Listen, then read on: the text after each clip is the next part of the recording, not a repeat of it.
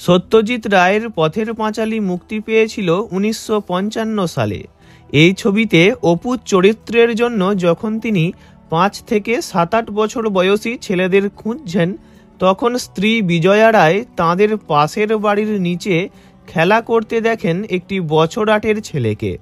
তখন অপু চরিত্রের জন্য তিনি স্বামীকে জানান ছেলেটির কথা। সত্যজিৎবাবু তখন ছেলেটিকে ও তাঁর দাদাকে ছাদে ডেকে নিয়ে গিয়ে কয়েকটা ছবি তুলেছিলেন এবং সুবীরবাবুকে তিনি অপু চরিত্রের জন্য নির্বাচন করার পরই তাঁর পিতামাতার কাছে শিশুটিকে অভিনয় করতে দেওয়ার অনুমতি চেয়েছিলেন। কিন্তু সেদিন বেঁকে বসেন তাঁর মা। আসলে তৎকালীন সময়ে মধ্যবিত্ত বাড়ির ছেলেমেয়েরা অভিনয় করত না, নিচু চোখে দেখা হতো অভিনয়ের পেশাকে। তাই ছেলে সিনেমা করে টাকা রোজগার করুক, সেটা চাননি তাঁরা। ছোট্ট সুবীরকে নিয়ে মা গিরিডি চলে যান, সেখান থেকে আবার অন্যত্র। ঠিকানা জোগাড় করে সেখানেও পৌঁছে যান সত্যজিৎবাবুর সেটের লোকজন। আবদার করেন তার মায়ের কাছে। এসব দেখে ছেলের মাথার চুল ছোট করে কেটে দেন চিন্তিত মা। তাতেও হাল ছাড়েননি সত্যজিৎ রায়।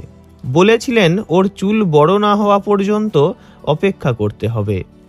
অবশেষে সত্যজিৎবাবুর অনুরোধ আর ফেলতে পারেননি তাঁরা। তবে ওই প্রথম আর ওই শেষ। এরপর আর কোনো ছবিতে কাজ করেননি সুবীর ব্যানার্জি। এমনকি পথের পাঁচালীতে অভিনয়ের জন্য 1 টাকাও নেননি তিনি। আবারও স্বাভাবিক জীবনযাপনে ফিরে গিয়েছিলেন সুবীর বাবু। তবে অপু নামটি তিনি গা থেকে ঝেড়ে ফেলতে পারেননি আজীবন। স্কুলে, কলেজে, অফিসে সব জায়গাতেই তাকে বলা হতো পথের পাঁচালীর অপু। জানা যায় সিনেমার সঙ্গে সমস্ত সংযোগ ছিন্ন হওয়ার পর পুরোপুরি লেখাপড়ায় মন দেন। পরিবারের থেকে টাকা নিতে আপত্তি ছিল তাঁর।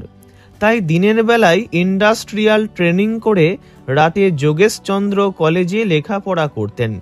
বিকম পাস করেন। সে সময় ইন্ডাস্ট্রিয়াল ট্রেনিংয়ে হাতের কাজে প্রথম হয়েছিলেন, চাকরিও পান। 32 বছর চাকরি করেছেন, 12 বছর ক্লেরিক্যাল, 20 বছর টেকনিক্যাল। কোম্পানি উঠে যাওয়ার পর 2001 সালে ভিআরএস নেন। আরও 5 বছর চাকরি ছিল তাঁর। তবে তাঁর জীবনের অধ্যায়টা পর্দার অপুর মতোই ট্র্যাজেডিতে ভরা। তিনি নিজ মুখেই জানান, চিকিৎসায় গাফিলতির কারণে হাসপাতালেই মৃত্যু হয় তাঁর সদ্যজাত সন্তানের। সেই শোক সামলাতে না পেরে প্রথম স্ত্রীও বছর খানেকের মাথাতেই মারা যান। 7 বছর একাকী থাকার পর দ্বিতীয় বিয়ে করেন তিনি।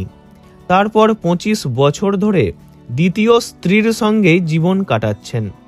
আর সন্তান হয়নি। স্ত্রী মাঝে মধ্যেই বাপের বাড়ি চলে গেলে একাকী নিঃসঙ্গ হয়ে পড়েন 78 বছর বয়সী সুবীর বন্দ্যোপাধ্যায়।